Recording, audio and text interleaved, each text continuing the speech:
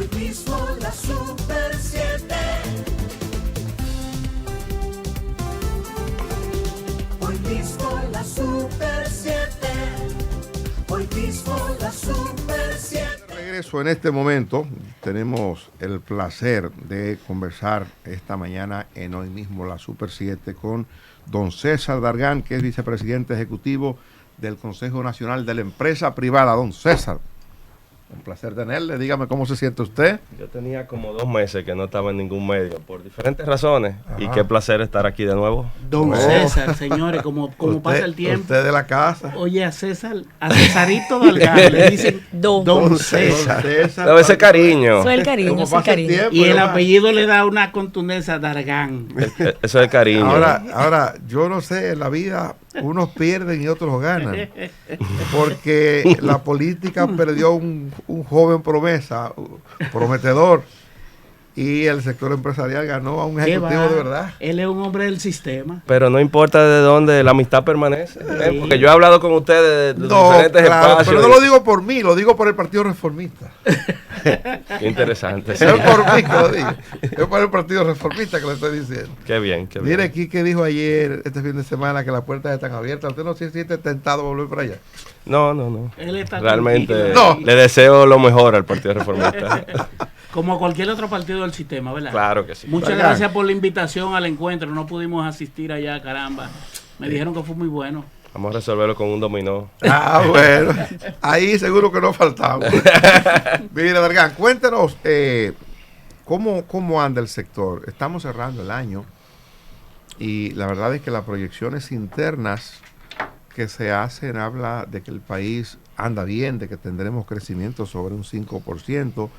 Hay, sin embargo, proyecciones ominosas cuando uno habla del mundo.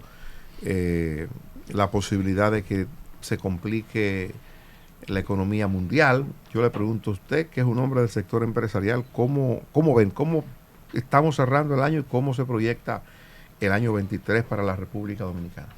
Dani, definitivamente ver este año 2022 necesita del contexto de lo que ha ocurrido en los últimos años. Y esa secuencia precisamente se enmarca dentro de un modelo que yo diría que ha sido una montaña rusa, en la que se sube y se baja, e inclusive en las bajadas han sido estrepitosas y las subidas con mucha cautela. Nosotros estamos cerrando un año muy diferente al que visualizamos al inicio, pero sobre todo mucho mejor de aquel en el que nos vimos a mediados de este año. Todo parece indicar que los niveles inflacionarios, que no es un fenómeno de la República Dominicana, sino que es un fenómeno global, se han empezado a estabilizar. Y digo empezado porque todavía están por encima del rango que ha sido considerado por las autoridades en sus proyecciones, pero muy por debajo de ese pico que tuvimos de casi un 10% de inflación en abril de este año. Entonces, si esas son las proyecciones y al primer trimestre o primer semestre del año que viene podemos volver al rango meta de la inflación en nuestro país, es algo beneficioso para el consumidor, quien está pagando los precios que le han subido, para el productor, que también se ve afectado por compras con precios que no son los regulares, y en general para la economía. Las proyecciones de crecimiento de nuestro Producto Interno Bruto también son positivas, si bien es cierto, no comparables con esas cifras por encima de 2 dígitos que tuvimos el año pasado en condiciones muy particulares, pero muy por encima de la región, entre un 5 y un 5%, y con proyecciones iguales para el año próximo.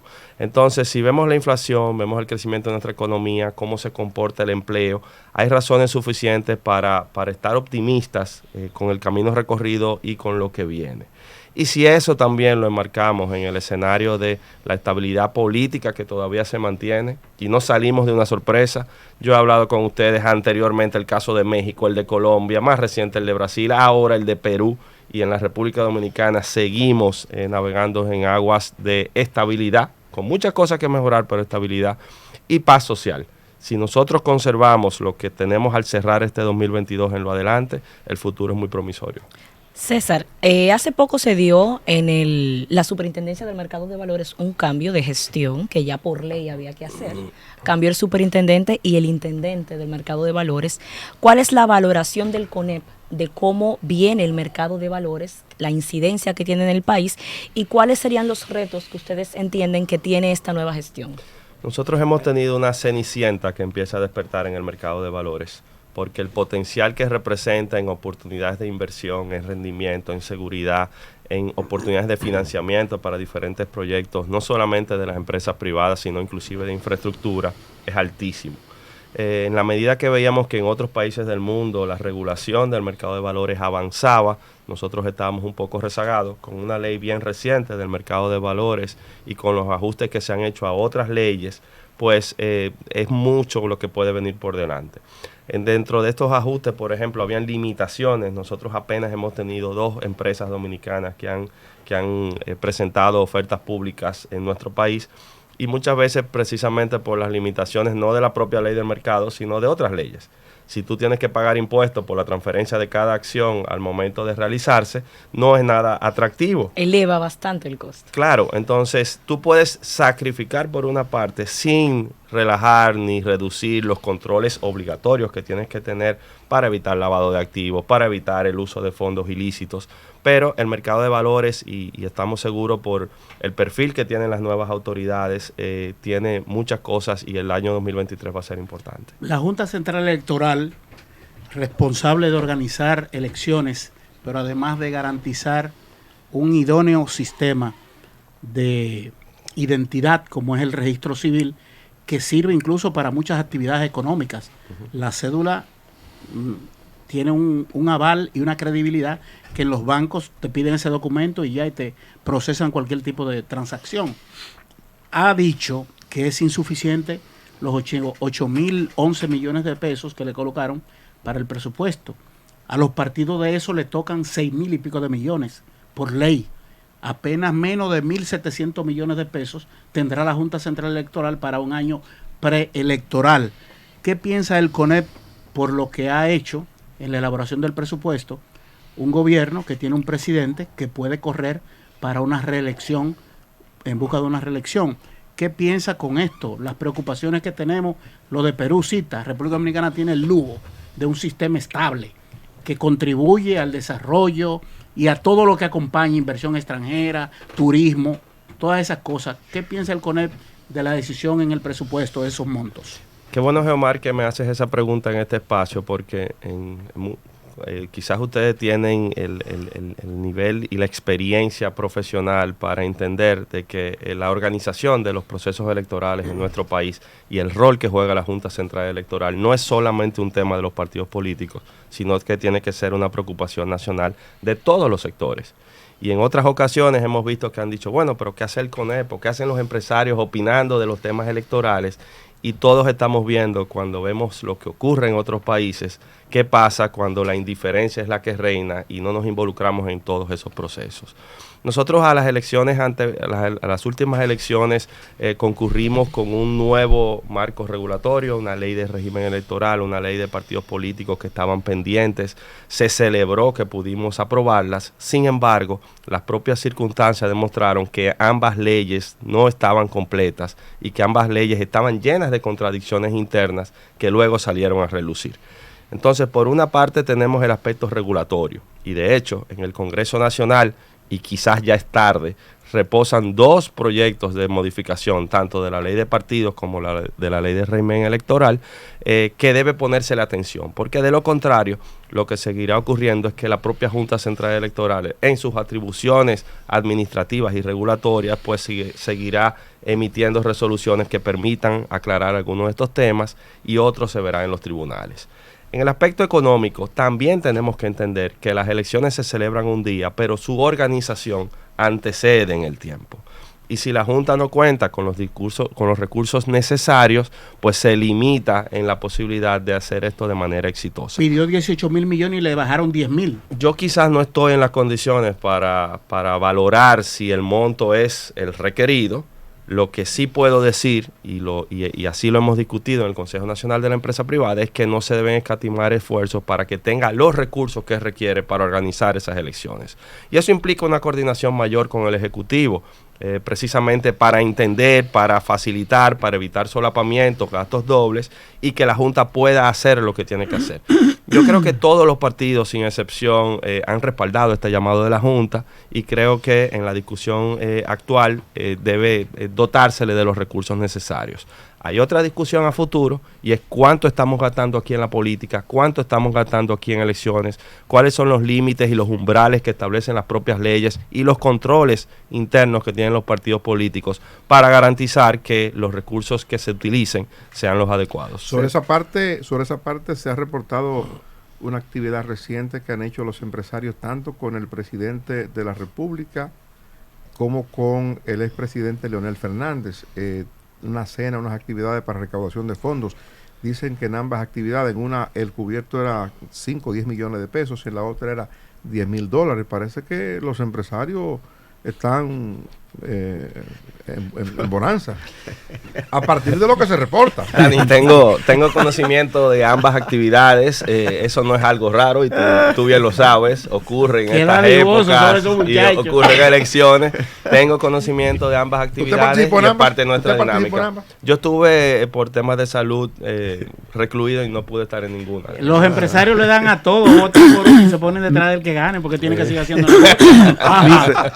se van a suicidar. Mire, César, ¿cómo cayó en el empresariado dominicano, sobre todo en los integrantes del CONEP, la sanción de Estados Unidos a la empresa Central Romana y el hecho de que el encargado de negocio tomara como escenario el almuerzo de la Cámara Americana de Comercio para expresar su crítica de manera directa a los empresarios que dirigen realmente Central Romana y a la práctica, ¿verdad?, en la dirección de la empresa? Creo que se han juntado una serie de situaciones que lamentablemente han proyectado una irrealidad de la relación entre Estados Unidos y la República Dominicana. Los Estados Unidos son nuestro principal socio comercial, son nuestro principal aliado en la región y posiblemente en el mundo. Son el destino de miles y millones de dominicanos que han decidido buscar mejores oportunidades en el exterior. Los Estados Unidos son una realidad y es una relación que nosotros debemos valorar. Ahora bien, esta sanción que antecedió al almuerzo es parte de algo que durante años se ha visto y es las condiciones laborales en la industria azucarera en la República Dominicana. Nosotros consideramos que ha sido tomado completamente fuera de contexto y no tenemos evidencia alguna que justifique una sanción de esa envergadura. Muy por el contrario, nosotros lo que hemos visto es una evolución positiva en las condiciones de los miles de trabajadores que están en la industria azucarera. Mucho espacio de mejora siempre, pero si nosotros comparamos lo que tenemos aquí hoy en el año 2022, en las diferentes producciones que tenemos, con lo que había hace 10 años o había hace 20 años, la República Dominicana ha avanzado significativamente. Más aún, ha sido completamente fuera de lugar los referimientos de manera despectiva a una empresa como Central Romana, cuyo arraigo ha sido importantísimo para el desarrollo de nuestro país. Central Romana no solamente tiene un peso en la Romana, sino que tiene un peso en toda la región este y en todo el país.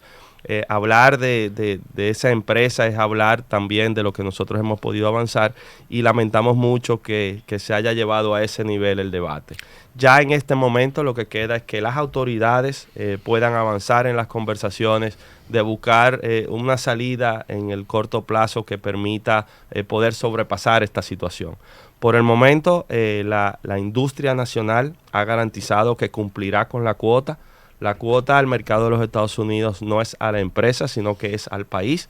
Y así como está Central Romana, que temporalmente tiene esta imposibilidad, hay otras industrias que siguen produciendo y garantizan que nosotros cumpliremos esa cuota. Hubo un llamado de un empresario emblemático de la República Dominicana, don Celso Marancini, cuando se convocó al almuerzo, de que el empresariado, como rechazo a esa sanción, no acudiera a ese almuerzo. Yo observé muchas sillas vacías y muchas mesas, incluso hubo que llamar a los periodistas que regularmente lo sientan en una mesa, exacto, en uno de los extremos para llenar las mesas.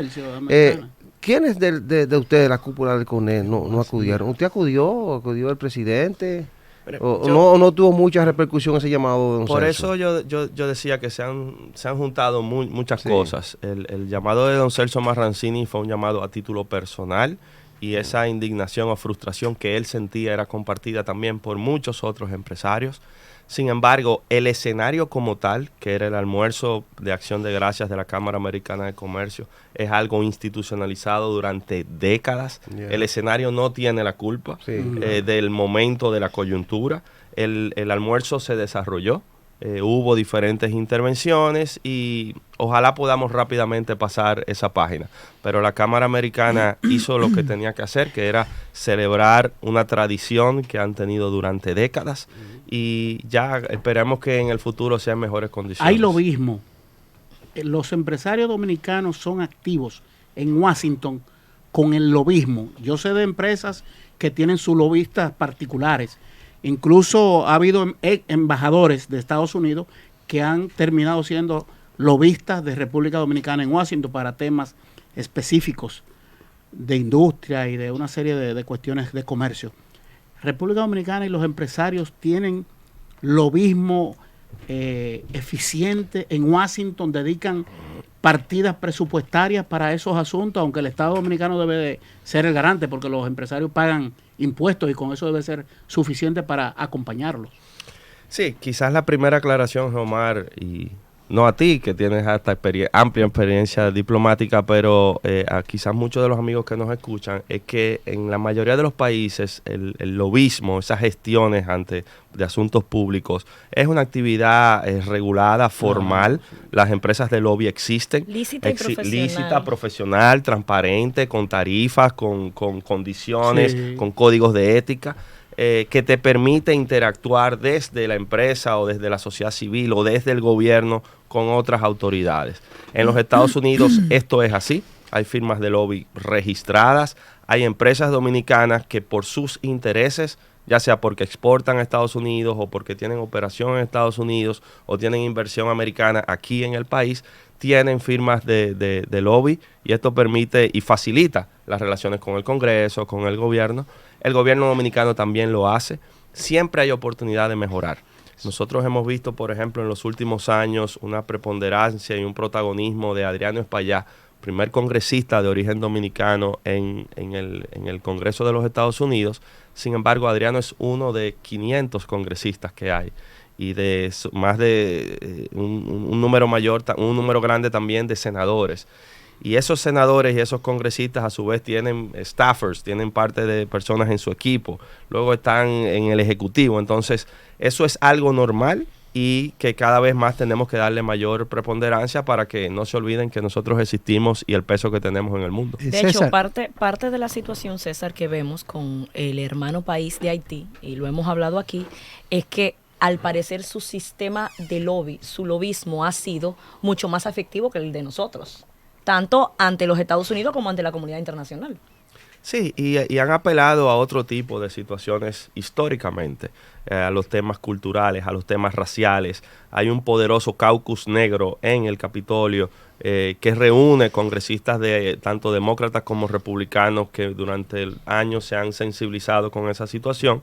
Y lamentamos que en estas condiciones de lo que está viviendo Haití, así como en ocasiones anteriores su voz se ha hecho sentir muy fuerte, han permanecido indiferentes en el deterioro constante que estamos viendo en nuestro vecino. Y ojalá el año 2023 permita una acción más contundente de la comunidad internacional. César, ¿ustedes siguen, el empresariado sigue con el entusiasmo de aquel incremento que sugirieron ustedes al gobierno y a los mismos empresarios? ¿Siguen con ese entusiasmo del incremento salarial? Sí, más que entusiasmo, yo creo que es empatía y es conciencia de lo que estamos viviendo. Y precisamente con la primera pregunta que hacía Dani y yo comentarle de que ha sido un año de una montaña rusa. Si bien es cierto que este año hemos tenido picos inflacionarios como casi un 10% en el mes de abril, ahora va volviendo a su nivel. El costo de la vida aquí ha aumentado, se ha deteriorado el poder adquisitivo, y ante esa situación nadie es insensible. Ahora bien, lo que sí hemos planteado es que no tomemos medidas apresuradas para responder a una coyuntura que después se puede revertir inclusive adversamente. Yo estoy seguro que el año 2023, en el cual corresponde ajustes de las tarifas de salarios mínimos, pues ojalá podamos mantener ese ambiente en el tripartismo de armonía y se produzcan los ajustes. ¿Y el gobierno está acorde con más o menos con esa...? El diálogo con el gobierno ha sido fluido. Okay. No siempre hemos estado de acuerdo, sobre todo en los tiempos y en las formas, pero yo creo que todos los trabajadores representados a través de los sindicalistas, el gobierno, el sector empresarial, los empleadores, hemos estado de acuerdo de que no podemos ser indiferentes a esa situación, visualizarlo de una manera más integral. Esto no es solamente ajustar el salario mínimo, es cómo nosotros logramos mejorar el salario real en la República Dominicana, es cómo nosotros logramos actualizar y modernizar nuestro marco regulatorio del Código de Trabajo y de la Ley de Seguridad Social, y pensando en el país que hemos construido y hacia dónde nosotros vamos. César, ¿cómo evalúan ustedes esto que se ha decidido en el día de ayer? El gobierno ha dispuesto por vía del Ministerio de Industria y Comercio la prohibición de la exportación de la harina. El Ministerio de Industria y Comercio, tengo que reconocer que está jugando ese rol de regulador del mercado, y eso es importante. Y en ese monitoreo de los precios, de la producción, del abastecimiento del mercado local, pues se toman medidas. Tengo información de que la semana pasada los productores dominicanos fueron consultados o fueron al menos invitados a una reunión e informados de lo que iba a ocurrir. Hay un diálogo, hay una mesa de trabajo con ellos. No podemos ser ajenos de que muchas veces esos aumentos en las exportaciones vienen por un aumento en los precios y una mejor demanda en mercados internacionales. Entonces, en algún punto hay que tener el equilibrio de no abandonar el mercado local, pero tampoco causar una pérdida o un daño a la empresa que lo que está haciendo es aprovechando las oportunidades del libre mercado. Entonces, lo importante es que tanto autoridades como productores y en beneficio de los consumidores mantengan ese diálogo y que seamos cuidadosos en lo que tiene que ver con control de precios, control del mercado o medidas más agresivas. Mire, el año cierra con un tema que tendremos permanentemente, que es el caso de los haitianos. Y digo que cierra con esto porque el gobierno ha iniciado o ha arreciado el programa de deportación de indocumentados haitianos, básicamente. Pero hay un reclamo permanentemente de parte de los patronos, de parte de los empresarios. El día pasado hablaba un empresario que es a la sazón el ministro de Agricultura, que es un empresario de la producción agrícola, Limber Cruz, se hablaba de las dificultades que se van a generar a partir de cuando logremos reducir de manera importante la presencia de ciudadanos haitianos en República Dominicana. Trabajan en la agricultura, trabajan en la industria, trabajan en el turismo, trabajan en la construcción. En algún momento se planteó la documentación o el registro de cada haitiano que viniera al país como una manera de tener control, lo plantearon los empresarios, el Ministerio de Interior lo estaba analizando, se iba a implementar, pero comenzaron las críticas, y a partir de las críticas el Ministerio de Interior desistió del asunto. Le pregunto si ha avanzado el empresariado algo concreto con el gobierno para poder tener algún nivel de legalidad para la contratación de los trabajadores haitianos. Yo quisiera, en primer lugar, Dani, aprovechar la tribuna para aclarar algo que constantemente tengo que hacer. Y es que no tengo evidencia en el sector privado, en el sector empresarial formal, de intenciones o prácticas que procuren sustentar su operación en mano de obra ilegal. No la tengo. No solamente por convencimiento de las empresas, es que en un mercado global, ya el que a ti te compra te exige una serie de condiciones en la cadena que si no las cumples, acabas tú inclusive pagando o sacrificando lo que es tu propio negocio. Comercio justo. El comercio justo, por ejemplo, la producción de banano, la producción de cacao, la propia azúcar. No hay forma de tú vender al mercado europeo, al mercado de los Estados Unidos, si en tu línea completa tú no tienes una serie de condiciones. Entonces se han dado todas estas circunstancias y precisamente por eso hemos visto una evolución. Ahora bien, el principal peso de mano de obra extranjera en nuestro país precisamente es de Haití. Y el problema que hemos encontrado en el tiempo es que aún queriendo regularizarlo, hay fallas de origen, que es que los haitianos en muchos casos no tienen sus propios documentos de su nacionalidad, de su país, que le permite agotar el proceso en la República Dominicana. Y eso ha dilatado el resto de los procesos. Se ha tenido espacios de discusión con el Consejo de Migración, con las autoridades tanto de Migración, de Interior y Policía, del Ministerio de Trabajo. Es un tema constante. Y lo que se está procurando es, dentro de lo posible, dar esa formalidad, reconociendo de que muchas veces la falla viene del origen.